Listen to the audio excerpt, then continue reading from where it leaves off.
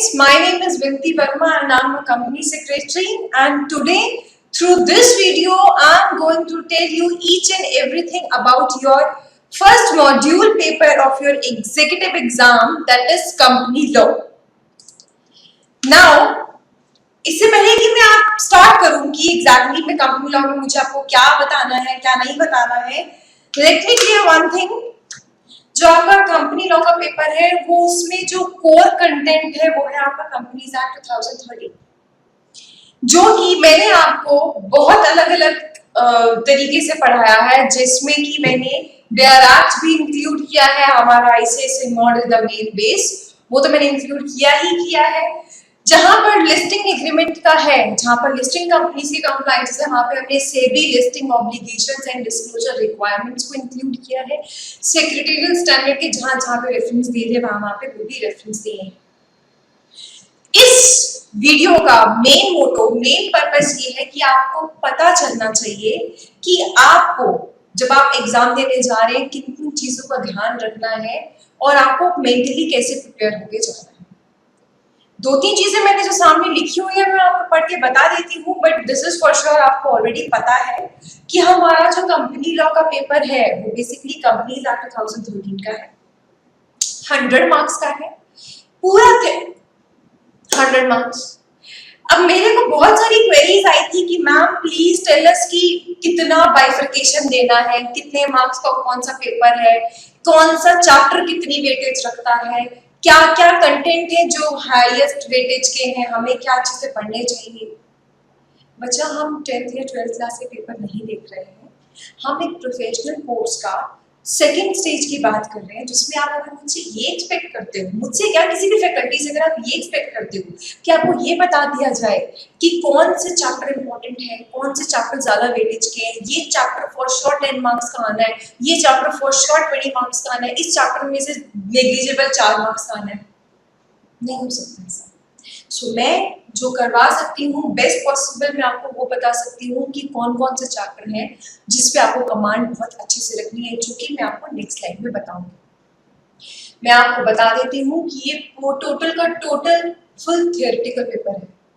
अब आप में से कुछ बच्चों ने मुझसे क्वेरी करी थी, मैम आप तो कह रहे हो कि फुल थियोरेटिकल है, बट एक्चुअली में हमें ऐसा लगता नहीं है। क्यों मैम? क्योंकि जो कुछ क्वेश्चंस है ना वो ऐसे आते हैं कि मिस्टर ए है, मिस्टर बी ये है, वो कंपनी में डायरेक्टर है या वो ये कर रहे हैं, वो किसी और ट्रांजिशन में एंटर कर रहे हैं, तो मैम ये तो फिर एक तरीके से प्रैक्टिकल हो गया ना, आप ऐसे कैसे कह सकते कि थ्योरेटिकल पेपर है। No, this is a core theoretical paper. अब बहुत सिंपल सी बात है, एग्जामिनर है जो वो बात कर रहा है आपसे, उसको भी पता है कि जो वो क्वेश्चन पूछ रहा है आपने उसमें कंफ्यूज होना ही होना है, तो आप क्यों आगे पीछे इतनी वैसी वाली बातों पे चले जाते हो। मिस्टर ए है, मिस्टर बी है, जो मर्जी हो, आपको उससे क्या मतलब है। You have to pick up the main content of the question.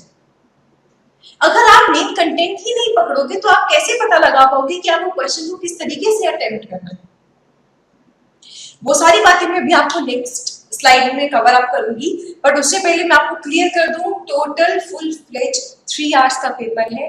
Don't expect from me और आइदर फ्रॉम दिस वीडियो कि आपको पता चलेगा कि आपको कौन से सब्जेक्ट अच्छे से वेटेज के लिए पढ़ने हैं, कौन से नहीं। No no no, strictly no. इस वीडियो से आपको ये पता चलेगा कि how to attempt the questions so to attain very good marks. आपको इससे ये पता चल सकता है। सो अगर मैं आपको आगे लेके चलूं कि how to attempt the questions to attain good marks, उससे पहले आपको ये पता होना चाहिए कि कौन कौन से टॉपिक हैं जो मुझे बीइंग अ फैकल्टी या जो आपको बीइंग अ स्टूडेंट या जो एग्जामिनर को बीइंग अ एग्जामिनर लगते हैं कि इंपॉर्टेंट है। अनडाउटेडली जब मैंने अपना एनुअल जर्नल मीटिंग का चैप्टर और जब डायरेक्टर्स का चैप्टर स्टार्ट किया था, जब मैंने सबसे पहली वीडियो आपके साथ जब शेयर करी थी, उसमें मैंने साफ साफ बोला था, yes I am biased towards 2 chapters. Yes 2 chapter बहुत अच्छी इंपॉर्टेंस रखते हैं, बहुत अच्छी वेटेज रखते हैं, they are very crucial, they are very fruitful in your professional life as well as in your examination. Annual general meeting and directors का चैप्टर, बहुत इंपॉर्टेंट है. This is my personal suggestion to each and every one who is just going through with this video and our classes. Please please please have a command on these two chapters very carefully. अगर आपको ये दो chapters आते हैं, to be very honest, ना तो आप अपने प्रोफेशनल लाइफ में कहीं पे धोखा खाएंगे, ना आपको एग्जामिनर कहीं भी जो फेल करेंगे. But you have to be very good over these two topics. Madam ठीक है, हम समझ गए. अब आपने वीडियोस में भी इतना और बोला है, यहाँ पर भी आप बोल रहे हो डायरेक्टर्स हैं, एनुअल जनरल मीटिंग का चैप्टर. नाम कुछ और चैप्टर्स बताइए जो इन दो के साथ साथ भी हमें ध्यान में रखने चाहिए. बिल्कुल, आपके इन दो चैप्टर्स के साथ हैं डायरेक्टर्स एजीएम के अलावा accounts of companies and remuneration. Madam remuneration, yes, जो मैंने आपको बताया था चैप्टर 13 ऑफ देयर आर्ट में, जो आपको मैंने पूरा चैप्टर रेम्यूनरेशन ऑफ डायरेक्टर्स पे पढ़ाया है वो वाला, एंड अकाउंट्स ऑफ कंपनीज.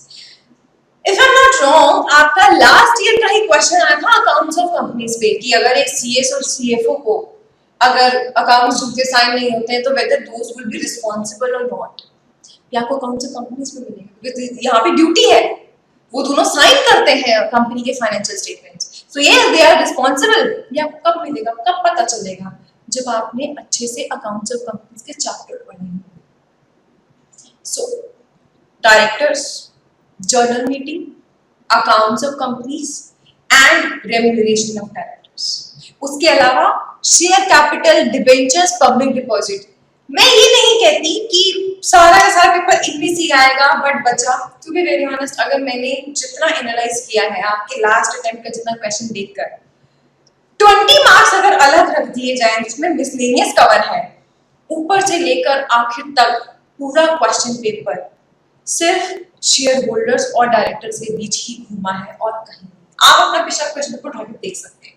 सो इसीलिए मैं आपको बार बार इतना मोटिवेट और एम्फेसिस डालती हूँ कि आप डायरेक्टर्स और जनरल मीटिंग का चैप्टर बहुत अच्छे से पढ़ें. मैम पढ़ लिया, अब बताओ मतलब मैम हमारी सबसे बड़ी प्रॉब्लम ये है, हमें सब आता है. जब आप कुछ भी बोलते हो ना, या हमसे अगर हम फ्रेंड सर्कल में बैठे हैं, हम फटाफट जवाब दे देते हैं. बट मैम जब क्वेश्चन आता है ना, तो क्वेश्चन में लगता नहीं तो सिलेबस से है, लगता है कि वो आउट ऑफ सिलेबस ही है. मैंने पूछा ऐसा क्यों? मैम क्योंकि आप बहुत सिंपल वे में बोल जाते हो कि सेक्शन ये कहता है, सेक्शन ये वो कहता है, ये. बट मैम क्वेश्चन तो ऐसा आता ही नहीं है. आखिर से ऊपर से लेकर आखिर तक अगर आप क्वेश्चन पेपर को एनालाइज अगर आपने किया है तो आपको पता चलेगा बहुत अजीब तरीके के क्वेश्चन आए. मुझे बेसिकली क्वेरी आई है तो मैं आपके साथ शेयर कर रही हूँ. फिर मैंने पूछा व्हाट डू यू मीन अजीब, आई मीन मुझे समझ में नहीं आया. सो उसने बोला मैम एक क्वेश्चन आया जिसमें बोला था mister A, director of ABC private limited company, wants to introduce Mr. B as director of a company. What are the provisions? What are the applicable restrictions or the applicable requirements which Mr. A is required to comply with? Madam दूसरा question आया था, एक company है, they wants to sell their undertaking. अब वो अपनी cell undertaking करना चाहती है, ईजीएम बुलवाना चाहती है, एक्सप्लेनेटरी स्टेटमेंट जाएगी, उसके कंटेंट लिखो. मैडम हमें अच्छे से पता है, आपने 102 पढ़ाया था, एक्सप्लेनेटरी स्टेटमेंट बताई थी जो कि 4 बिजनेसेस के अलावा बाकी सब में जाती है. This is special business. Madam content, जब ऐसा क्वेश्चन मेरे सामने आया तो मुझे लगा कि I need to tell you कि आपसे एग्जामिनर चाहता क्या है. There is a difference between you and the other students जो CS के एग्जाम में अपीयर नहीं हो रहे हैं. क्या डिफरेंस है आप दोनों में? आप एक प्रोफेशनल कोर्स के लिए जा रहे हो, सामने वाला बंदा प्रोफेशनल कोर्स के लिए नहीं जा रहा. दोनों के सामने क्वेश्चन रख दो, वो एक लेमन लैंग्वेज में जवाब देगा, आप एक समझ कर सोच विचार करके उसको एक लीगल लैंग्वेज में ड्रॉ करके दोगे. आपको क्या लगता है, कोई फ्रेंड अगर आपको कॉल करता है, बोलता है कि यस इस प्लेस पे आ जाना, मिल जाना, आप पूछते नहीं हो क्या हो गया भाई, क्यों बुला रहे हो, पार्टी है, क्या डिस्कस करना है? नहीं पूछते. नॉर्मल हर कोई पूछता है. वही तो आपको उसमें लिखना है. क्या एग्जामिनर को नहीं पता? अगर आप एक्सप्लेनेटरी स्टेटमेंट दे रहे हो तो ऑब्वियसली आप शेयरहोल्डर्स को क्या बताओगे? प्रपोज ट्रांजैक्शन क्यों हो रही है, कितनी वायबल है कंपनी के लिए, कितनी शेयर होल्डर्स के लिए वायबल है, मोटिव क्या है इस ट्रांजेक्शन का, ये सब आप नहीं बताओगे शिवराज को। वही सब तो एग्जामिनर चाह रहा है कि आप लिखो। हाँ, वो उसने इसलिए ये क्वेश्चन पूछा है, बहुत नॉर्मल सा क्वेश्चन, वो ये चेक करना चाहता है कि आप उसको किस तरीके से अटेम्प्ट करते हो, किस तरीके से आप उसको लिखते हो। नॉर्मल लेमन लैंग्वेज में लिखा है 4 नंबर का पेपर है, पूरा पन्ना भर दिया, 2 नंबर से ऊपर नहीं आपको मिलेगा, लिखवा लो मुझसे। फिर बच्चे पूछते हैं कि हमने तो पूरा पेपर दिया था, हमें मार्क्स नहीं मिले। कभी एनालाइज किया है, कभी आपका सामने वाला फ्रेंड होता है, वो भी पेपर देने जाता है, आप भी पेपर देने जाते हो, वो पास हो जाता है, आप पास नहीं हो पाते, फिर आप दोनों आपस में बात करते हो, भाई तूने ये टॉपिक किया था, बोलेगा हाँ मैंने किया था, बता इस टॉपिक में क्या है, वो बोलता है आप बोलते हो, फिर आप सोचते हो ऐसा क्या है जो उसने लिख दिया और मैंने नहीं लिखा, या ऐसा क्या है जो उसने पढ़ा और मैंने नहीं पढ़ा। नॉर्मल है, ह्यूमन टेंडेंसी है, चाहे जितना मर्जी अच्छा फ्रेंड हो, दिल तो चुपता है। सो आप ये पूछोगे, मुझसे बहुत पूछते हैं कि अब अगर हमने अटेम्प्ट दिया और उसमें हम पास नहीं हुए, हम और ऐसा क्या पढ़े, कहाँ से पढ़े कि हम पेपर क्लियर कर दें। मैं साफ साफ बोलती हूँ, कहीं से और पढ़ने की जरूरत नहीं है। लॉ एक है, मुझसे पढ़ो किसी और फैकल्टी से पढ़ो, चाहे खुद से पढ़ो, लॉ एक ही रहेगा। कंपनीज एक्ट 2013 आपने मुझसे लिया है, नहीं पास हुए हो कहीं और जाओ, वो भी आपको वही पढ़ाएगा जो मैंने पढ़ाया है। तो डिफरेंस क्या है? डिफरेंस आपके लिखने में, कि आप उस क्वेश्चन को कैसे अटेम्प्ट करते हैं। बिना टाइम वेस्ट किए मैं आपको बताती हूँ आपको क्वेश्चन अटेम्प्ट कैसे करने हैं, सो दैट आपको अच्छे से मार्क्स मिले। First of all and very important, आपने प्रिपरेशन कैसे रखी है, कैसे नहीं रखी है, अब तक आपके साथ क्या हुआ है, क्या नहीं हुआ है, कितना आपको आता है, कितना नहीं आता है, कितनी गर्मी है, कितनी ठंड है, हार में जाने दो, be positive. This is the law of attraction. अगर आपने मन में सोच लिया है कि आपको इस बार सब आता है, आई रियली विश आप पेपर वैसा ही है जो आपको आता है, बट अगर नहीं भी आता है तो एडवर्स सिचुएशंस में से भी आपको सब पढ़ा है आपने, कभी भी कुछ भी आउट ऑफ सिलेबस नहीं होता है, आपने सब पढ़ा है। You have to be positive कि हाँ इस बार आप क्लियर कर दोगे और आप क्लियर करोगे।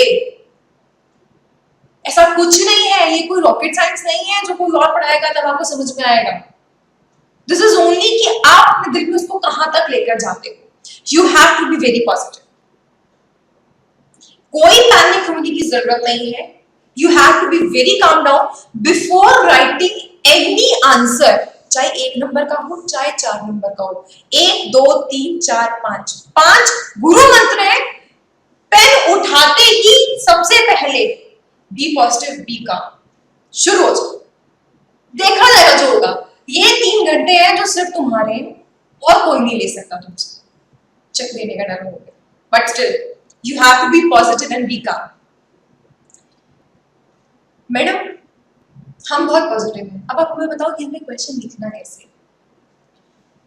क्वेश्चन आया, सेम क्वेश्चन जो मुझे क्वेरी आई थी, मैं आपके साथ शेयर करती हूँ, जो हमारे लास्ट अटेम्प्ट में एक क्वेश्चन था, company wants to sell its undertaking, share holders resolution जाएगा, एजीएम नहीं बुलवाओगे तो हमेशा ईजीएम बुलवाई जाएगी, अगर एजीएम है तो उसमें ले जाओ, नहीं लेके जा सकते तो ईजीएम रखवा दो। एक्स्ट्रा ऑर्डिनरी जूनियर मीटिंग अगर आप रखोगे, एक्सप्लेनेटरी स्टेटमेंट जाएगी, बिकॉज ये 4 ऑर्डिनरी बिजनेस में कवर नहीं है। सबसे पहले क्वेश्चन कुछ भी कहे, फर्स्ट ऑफ ऑल आपको प्रोविजन लिखना है, इसमें ये घूमते मत रह जाना कि कंपनी ये करना चाहती है, कंपनी का डायरेक्टर ये करना चाहता है, कंपनी का प्रमोटर करना चाहता है, जो मर्जी करना चाहता है। आपको मेन कंटेंट पकड़ना है जो कि आपने जो लॉ पढ़ा है उसके साथ मैच करे। अगर आपने वो कैच कर लिया, सच्ची बता रही हूँ, ऐसा कोई क्वेश्चन जिसमें आप मात खा जाओ, सबसे पहले आपको उस वहां पे दिमाग लगाना है। अगर आपने पढ़ लिया कि किस एप्लीकेबल प्रोविजंस की बात कर रहा है ना, लिंक बिठाना है, क्वेश्चन हो जाएगा, प्रोविजन लिखना है। अब यहाँ पे भी मुझे क्वेरी आई थी, तो ये कह सकती हूँ ये ओवरऑल आपका क्वेरीज का एड्रेसल सेक्शन है पूरा। मैडम प्रोविजन आया है, आप तो हमें कह देते हो सेक्शन 102 ये, सेक्शन 114 ये, सेक्शन 98 ये, सेक्शन 96 ये। मैडम हमें याद नहीं रहा, 3 घंटे का खेल है, नहीं आता मैडम, प्रेशर बहुत था, कोई बात नहीं। Until and unless आपको सेक्शन बहुत अच्छे से नहीं पता है कि हाँ इसमें यही सेक्शन लग रहा है ना, सेक्शन मत कोट करते हैं। जो मेरे सीनियर्स ने मुझे गाइडेंस दी थी वही मैं सेम आपको देती हूँ। Until and unless आपको बहुत अच्छे से सेक्शन नहीं पता है, do not quote any section, बिल्कुल भी कोट मत करना। मैडम फिर क्या लिखें, सुना है मार्क्स कट जाते हैं, कोई मार्क्स नहीं कटते हैं, आप सेक्शन पे आपको मार्क्स नहीं मिलते। अब आपके पास इतना टाइम नहीं होगा कि आप पहले एक लिस्ट बनाओ, उसमें लिखो ये सेक्शन ये कहता है, ये सेक्शन ये कहता है, फिर उसको रेक्टिफिकेशन करो, कोई फायदा नहीं। लिख सकते हो अगर सेक्शन नहीं याद है, सेक्शन याद है तो बहुत ही अच्छा है।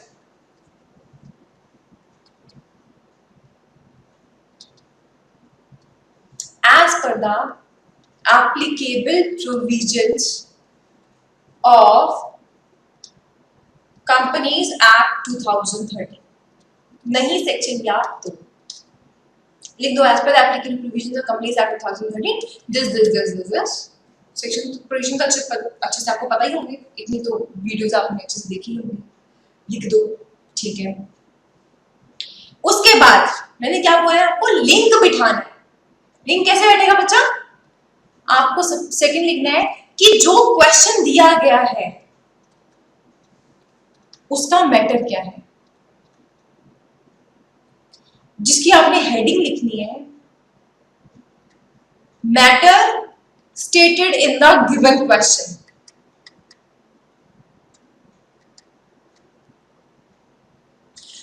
दो तीन लाइनें यहां पे डिस्क्राइब कर दो कि क्वेश्चन आपसे क्या करना चाहता है, और उसी में यहाँ पे जब आप एक लाइन छोड़ोगे, जब आपने मैटर स्टेटेड क्वेश्चन लिखा है, एक लाइन छोड़कर उस पर लिख दो कि आप अपनी तरफ से क्या समझते हो कि क्या इसका आंसर होना चाहिए। At the end conclusion draw कर दो, चाहे 2 लाइन का लिखना, लेकिन कंक्लूजन जरूर लिखना, जिसमें आपने जो पॉइंट 1 है और पॉइंट 2 है दोनों का मिक्सचर बताना है कि आपकी नजर में क्या है।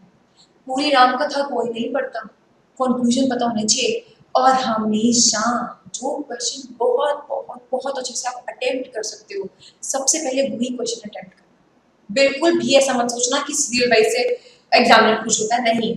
स्टार्टिंग के 3 क्वेश्चन हैं जो आपकी इमेज या तो बनाएंगे या बिगाड़ेंगे। अगर आपने स्टार्टिंग के 3 क्वेश्चन में एग्जामिनर को इंप्रेस कर दिया कि आपके पास नॉलेज है, आगे के जितने भी क्वेश्चन होंगे ना उसमें आपको ठीक ठीक मार्क्स देगा। अगर स्टार्टिंग में आपने नैया डुबा ली तो बोलेगा कि इसी दफा बचेगा पेपर आगे।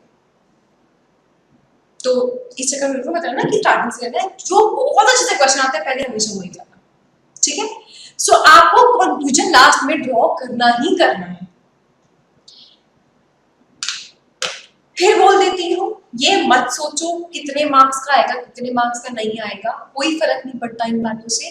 आपको बहुत अच्छे, मैडम आप एक सैंपल में दिखा सकते हो, क्यों नहीं। सबसे पहले अगर आपके पेपर में 2 सेक्शन है, part A section B, section A section B, part A part B, कोई जरूरत नहीं है, कोई नहीं है कहता कि पहले आपने, हाँ बहुत इंपॉर्टेंट बात, रट्टाबाजी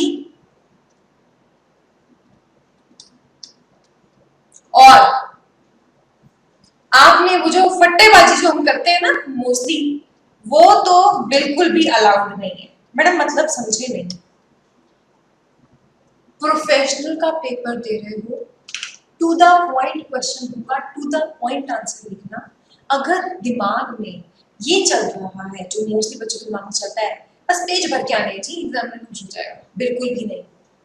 नेगेटिव इंपैक्ट पड़ता है अगर आप अननेसेसरी पेज लिखते जा रहे हो, है वो 4 नंबर क्वेश्चन, प्रोविजन का आता पता नहीं, कंक्लूजन का आता पता नहीं, क्वेश्चन में क्या है उसका आता पता नहीं, बस अलग ही राम कथा चल रही है। पूरे प्रोविजन से उसका मतलब नहीं है। आपने जो प्रोविजन लिखना है उस क्वेश्चन से लिंक अप करो, बात खत्म। दो लाइनें आप लिखो प्रोविजन में, 2 लाइनें मैटर में, 3-4 लाइनें कंक्लूजन में, 4 नंबर का क्वेश्चन सफाइस है। किसने कहा है पूरा पन्ना भरो, बिल्कुल भी नहीं। प्लीज प्लीज प्लीज ऐसा कुछ मत करना, नेगेटिव इंप्रेशन देता है ये एग्जामिनर को। जितना टू द पॉइंट लिखोगे उतना आपके लिए बेनिफिशियल रहेगा। प्लीज ये बीकॉम का या आपके 10th-12th का नहीं है पेपर, दिमाग से निकाल दो, to the point answer attempt करने बस। सबसे पहले अगर आपने पूरा क्वेश्चन पेपर पढ़ना जरूर, ऐसे नहीं कि पहला क्वेश्चन लिखा और चालू, नो, पूरा क्वेश्चन पढ़ो। ये आप गुरु मंत्र मान के चल लो या फिर एक ट्रिक मान के चल लो या फिर टोटा मान के चलो, जो आपकी मर्जी को मान के चलो। स्टार्टिंग के 3 क्वेश्चन है जो डिसाइड करते हैं आपको आगे के पेपर में मार्क्स कैसे मिलेंगे। इमेज बनाने वाली बात होती है। अगर स्टार्टिंग के 3 क्वेश्चंस में एग्जामिनर को लगा हाँ बच्चे में दम है, बाकी क्या क्या क्वेश्चन पढ़े जाएंगे, अदरवाइज नहीं। ये दिमाग में बिल्कुल मत रखना एग्जामिनर कंफ्यूज हो जाएगा। हमने कभी पार्ट ए स्टार्ट कर दिया, कभी हमने पार्ट बी स्टार्ट कर दिया, कभी क्वेश्चन नंबर 3 स्टार्ट कर दिया, कभी क्वेश्चन नंबर 4 स्टार्ट कर दिया। आप एग्जामिनर के रिश्तेदार लगे, आप अपने मार्क्स से मतलब होना चाहिए ना। सो फर्स्ट ऑफ ऑल वही 3 क्वेश्चन स्टार्टिंग में अटेम्प्ट होंगे जो आपको बहुत अच्छे से आते हैं, just to build up your good image. Madam question start कैसे करते हैं? एक क्वेश्चन एक शीट पर, आपकी जो शीट आती है वो अगर ऐसे आती है तो ऐसे पन्ना पलटने वाली होती है। अगर आपका एक क्वेश्चन आपने यहाँ पे स्टार्ट किया, यहाँ पर खत्म, भगवान के लिए कोई जरूरत नहीं है यहाँ से दूसरा क्वेश्चन स्टार्ट करने की, लाइन मारकर नेक्स्ट पेज पलटो बच्चा, उस पे क्वेश्चन लिखो, उस पे अगला आंसर दो, ताकि एग्जामिनर भी कंफ्यूज ना हो। खुला खुला लिखो, आपने पूरी फीस दी, एग्जामिनेशन फीस दी है, आप बुकलेट के पैसे आपने दिए, टेंशन किस बात की? मैडम ठीक है, क्वेश्चन कैसे अटेम्प्ट करना है देख लो। सबसे पहले आपने लिखना है, अगर वो सेक्शन बी है ऊपर, सेक्शन बी सबसे ऊपर, उसके बाद लिखना है आपने सेंटर में answer of question number 5।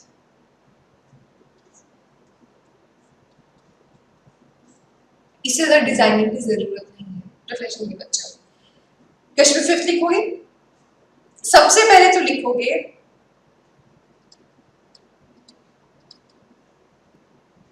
applicable provision as per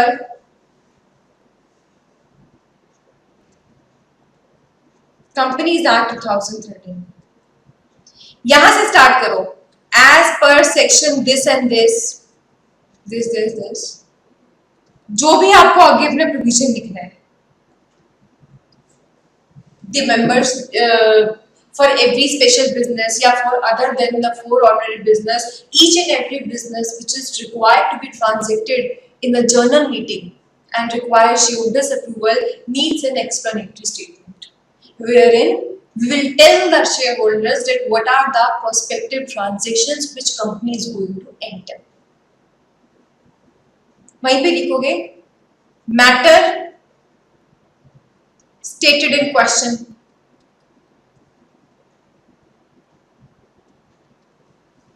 in the given question examiner has asked that what are the contents which a company is required to show, to write in the explanatory statement।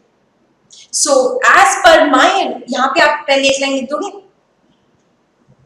ठीक है, फिर यहां से आप शुरू करो। as per my understanding following are the list of transactions, following are the list of things which a company is required to be included in the explanatory statement। nature of transaction, prospective customer कौन है, what are the course of doing business, what are the basic intent of entering into transaction, how this transaction is viable, कितने लोग उससे जुड़े हुए हैं, whether CS, CEO, director कोई interested party है या नहीं है, कितने प्राइस पे ट्रांजेक्शन है, आर्म लेंथ पे है कि नहीं है, ये सब आपको कंटेंट लिखने, कब होगी मीटिंग, कब नहीं होगी, ऑब्वियसली ये लिखोगे। उसके बाद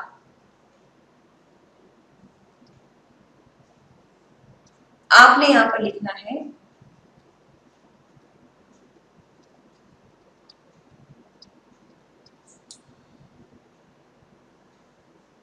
जिसमें लिखोगे in nutshell we can say that company is required to tell the above things to the prospective shareholders in order to enable them that yes these are the transactions which our company are going to enter। और उसी की वजह से बाकी आपको जो जो और लिखना है उसमें कंक्लूजन में 3 लाइन से ऊपर मत लिखना।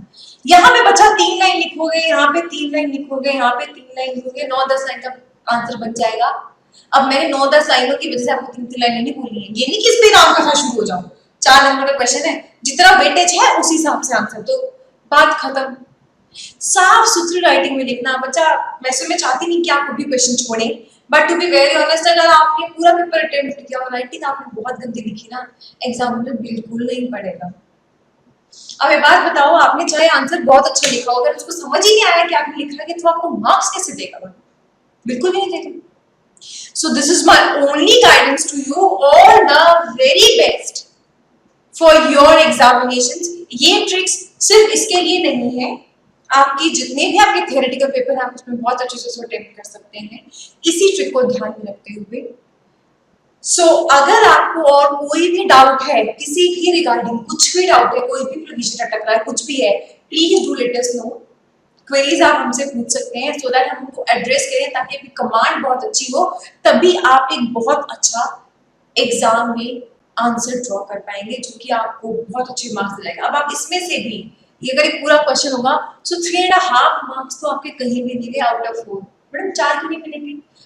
एग्जामिनर पे डिपेंड करता है, 4 देना चलो दे भी सकता है, बट कम से कम 3.5 से नीचे तो बिल्कुल भी नहीं देगा। बिकॉज बच्चे की कितनी मेहनत है, क्या उसका प्रेजेंट करने का तरीका है, किस लेआउट में प्रेजेंट किया है, ये सब चीजें भी बहुत मैटर करती है। So this is it from my side. कुछ भी, कोई भी क्वेरी होती है, please do let us know and wish you all the very best.